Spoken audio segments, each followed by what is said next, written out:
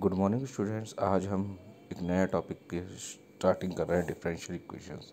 Differential equations को solve करने के लिए बहुत सारे मेथड होते हैं, अलग अलग मेथड्स होते हैं, उसके बारे में हम बात करेंगे। मगर उससे पहले समझते हैं डिफरेंशियल इक्वेशंस क्या होती है। बेसिकली डिफरेंशियल इक्वेशंस वो इक्वेशन होती है जिसमें डिफरेंशियल कोफिशिएंट्स होते हैं, या कह सके a differential equation is an equation involving differential coefficients. अब हम इसको वेरिएबल्स के टर्म्स में समझते हैं। An equation involving the dependent variables, independent variable and the differential coefficient of the dependent variable with respect to the independent variables is known as a differential equation. तो basically differential equation में देखिए, d Y बटे D x is equal to cot x हो गई, ये भी differential equation है। D two Y बटे D x square plus y is equal to zero, ये भी एक डिफरेंशियल इक्वेशन है। डेल वाली पार्शियल डेरिवेटिव्स अगर यूज़ हो गए तो ये हो जाती है पार्शियल डिफरेंशियल इक्वेशन। ठीक है, डी टू वाई बटे D x square plus one plus d Y बटे डी एक्स का क्यूब का अंडर रूट है is equal to zero, that is also a differential equation. अच्छा, कोई भी डिफरेंशियल इक्वेशन में मेन चीज़ होती है उसकी ऑर्डर और डिग्री। हम उसे सॉल्व करने से पहले देखते हो किस ऑर्डर का है, किस डिग्री का है। तो बेसिकली ये समझते हैं कि उसके ऑर्डर और डिग्री से क्या मतलब है। तो the order of a differential equation is the order of the highest order derivative occurring in the differential equation. तो ऑर्डर वो होता है जिस ऑर्डर की डिफरेंशियल इक्वेशन में हाईएस्ट ऑर्डर का जो डेरिवेटिव होता है वो उसका ऑर्डर कहलाता है, और इस ऑर्डर से ही डिग्री निकलती है। तो अगर हम डिग्री की बात करें तो the degree of a differential equation is the degree of the highest order derivative when the differential coefficient are rational and free from fractions. ठीक है, इसको एग्जाम्पल से समझते हैं। देखिए, कोई भी डिफरेंशियल इक्वेशन दे रखी है तो उसे देखिए क्या कह रहा है वो।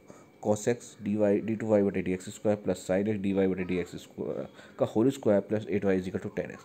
तो इसमें देखेंगे highest derivative, highest order derivative कौन सा है, कितना है। ठीक है, पहले ये देखेंगे। देखिए, हाईएस्ट डेरिवेटिव मतलब उसका कितनी मैक्सिमम बार डिफरेंशिएशन किया गया है। तो डी वाई बटे डी एक्स एक बार, डी टू वाई बटे डी एक्स स्क्वायर दो बार, डी क्यू वाई बटे डी एक्स क्यूब तीन बार। तो हाईएस्ट यानी कितनी मैक्सिमम बार सबसे ज़्यादा डिफरेंशिएट किया गया है वो उसका ऑर्डर रिप्रेजेंट करता है। तो किसी भी डिफरेंशियल इक्वेशन में देखो, इसमें डी टू वाई बटे डी एक्स स्क्वायर भी है और डी वाई बटे डी एक्स भी है। तो हाईएस्ट ऑर्डर कौन सा हुआ, डी टू वाई बटे डी एक्स स्क्वायर, इसलिए इसका ऑर्डर क्या हो गया, टू। ठीक है, इस हाईएस्ट ऑर्डर के ऊपर जो पावर है वो उसकी डिग्री होती है। इस हाईएस्ट ऑर्डर के ऊपर पावर कितनी है, वन, तो इसकी डिग्री क्या हो गई, वन। ठीक है, अब नीचे वाले पे आते हैं। देखिए, वन प्लस डी वाई बटे डी एक्स का होल स्क्वायर का क्यूब और डी टू वाई बटे डी एक्स स्क्वायर का स्क्वायर। तो देखो हाईएस्ट ऑर्डर कौन सा हो गया, ये है डी वाई बटे डी एक्स, ये है डी टू वाई बटे डी एक्स स्क्वायर। तो हाईएस्ट हो गया डी टू वाई बटे डी एक्स स्क्वायर, दो बार मैक्सिमम दो बार हो रहा है, इसमें एक ही बार हो रहा है, डिफरेंशिएशन में दो बार हो रहा है। तो हाईएस्ट ऑर्डर हो गया डी टू वाई बटे डी एक्स, तो इसका ऑर्डर हो गया टू। ठीक है, और इसके ऊपर जो पावर है वो उसकी डिग्री है। तो देखो इसके ऊपर पावर कितनी है, टू, तो इसकी डिग्री भी टू हो गई। ठीक है, समझ गए। अब आती है, ये भी कई प्रकार की होती है, exact differential equation, linear differential equation. ठीक है, बहुत सारी चीज़ें, सेकंड ऑर्डर, फर्स्ट ऑर्डर। तो हम थोड़ा सा जो हमारे कोर्स में है उसी की बात करते हैं। Linear differential equation, if the degree of the dependent variables all it's derivative is one, degree one हो। ठीक है, हाईएस्ट ऑर्डर कितना भी हो, डिग्री उसकी अगर वन है हाईएस्ट ऑर्डर डेरिवेटिव की डिपेंडेंट वेरिएबल्स की, तो वो इक्वेशन कहलाती है लीनियर डिफरेंशियल इक्वेशन। ठीक है, तो जैसे डी वाई बटे डी एक्स, इसकी डिग्री वन है, प्लस टू वाई बराबर डी टू वाई बटे D x square plus five d Y बटे डी एक्स प्लस वाई बराबर साइन एक्स, तो इसकी भी हाईएस्ट ऑर्डर की डिग्री वन है। तो ये सब लीनियर डिफरेंशियल इक्वेशन है। ठीक है, अब देखिए, कैपिटल डी को हम डी अपॉन डी एक्स, यानी डिफरेंशिएशन को तो डी बटे डी एक्स से रिप्रेजेंट करते हैं। ठीक है, तो डी वाई बटे डी एक्स को हम करेंगे डी वाई से, डी टू वाई बटे डी एक्स स्क्वायर को डी स्क्वायर वाई से, डी की power d n y upon d x की बात एन बराबर डी एन वाई, यानी वाई का एन टाइम्स डिफरेंशिएशन। ठीक है, ये सब कैपिटल डी से रिप्रेजेंट होता है।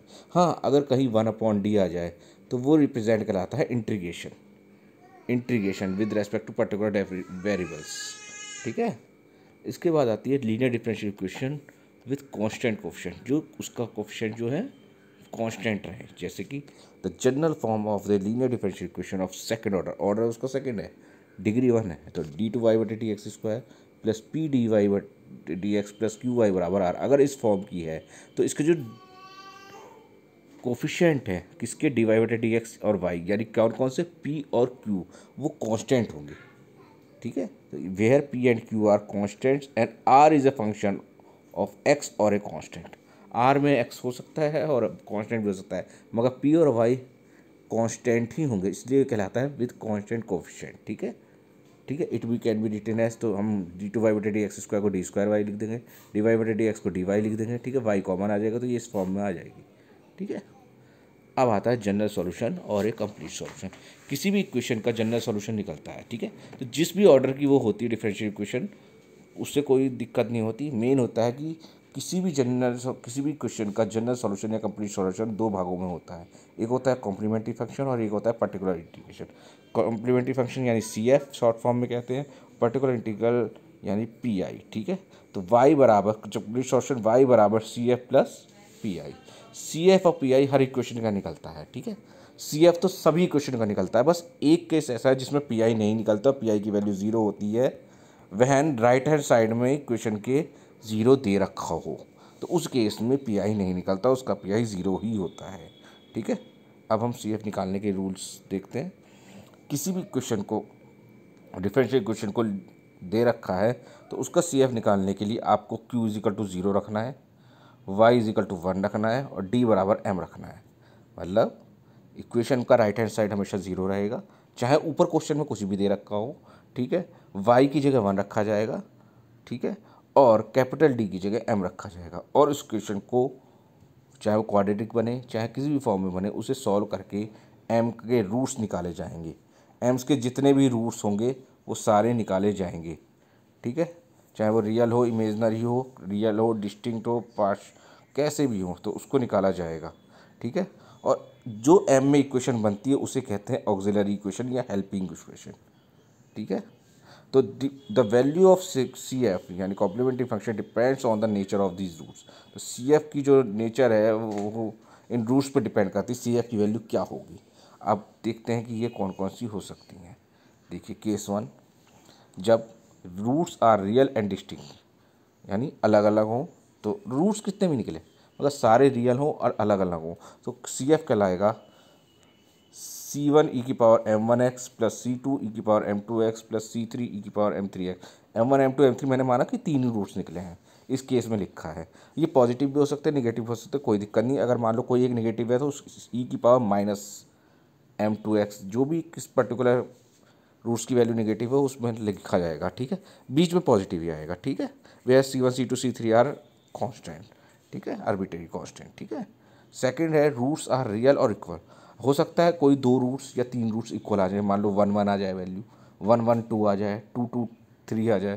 ठीक है, तो टू रूट्स अगर इक्वल होंगे तो सी एफ होगा सी वन प्लस सी टू एक्स ई की power M one X plus जो अलग वाले हैं उनको ऊपर वाले रूट से अलग अलग प्लस करके लिखते चले जाइए। ठीक है, अगर कोई तीन रूट्स इक्वल हैं सेम है तो सी वन प्लस सी two X plus C three X square E M one X वो पर्टिकुलर रूट्स लिख जाएगा, और बचे हुए जितने भी डिफरेंट है वो आगे जुड़ते चले जाएंगे। ठीक है, एक केस होता है जब रियल और इमेजनरी पार्ट निकलता है। मान लो सीधाचार्य लगाया और माइनस वन आ गया अंडर रूट के अंदर, तो उसे आई लिख देते हैं। आई आने का मतलब है ये कॉम्प्लेक्स फंक्शन हो गया, यानी रियल और रूट्स इमेजनरी हो गए, यानी वो इस फॉर्म में हो गया। एम के रूट्स निकले plus minus alpha plus minus I beta. Alpha real part है, बीटा इमेजनरी पार्ट है। ठीक है, तो इसका सी एफ हो जाएगा ई की power alpha s c one cos beta x plus सी टू साइन बीटा एक्स। ठीक है, हो सकता है एम के रूट्स इरेशनल हो, alpha plus minus under root beta, तो वो हो जाएगा सी वन ई की power alpha x cos hyperbolic beta plus beta x plus सी टू। ठीक है, इस फॉर्म में ये हो जाएंगे। तो ये सी एफ लिखने के रूल है। अब क्वेश्चंस करेंगे उसमें ज़्यादा बेटर समझ में आएगा कि इसमें करना क्या है। तो ये रूल्स हैं कि आपको पता होना चाहिए। पहला है रियल और डिस्टिंक्ट, जिसमें सबको सी वन प्लस ई की पावर एम वन एक्स है, उसके पास सारे जो डिफरेंट वाले हैं वो जोड़ते चले जाएंगे इसी रूप में। C one C two C three जो वेरिएबल कांस्टेंट वेरिएबल एक बार आ गया वो दोबारा नहीं आएगा। तो अगर रियल है और इक्वल है तो सी वन प्लस सी टू एक्स ई की पावर एम वन एक्स, तो आगे जो आएगा वो सी थ्री आएगा। ये रिपीट नहीं होंगे कोई भी कांस्टेंट, एक बार आ गया तो एक बार आ गया। ठीक है, अगर तीन रूट्स इक्वल है तो ये फॉर्म होगा सी वन प्लस सी two X plus C three X square E की power M one X C four M four x.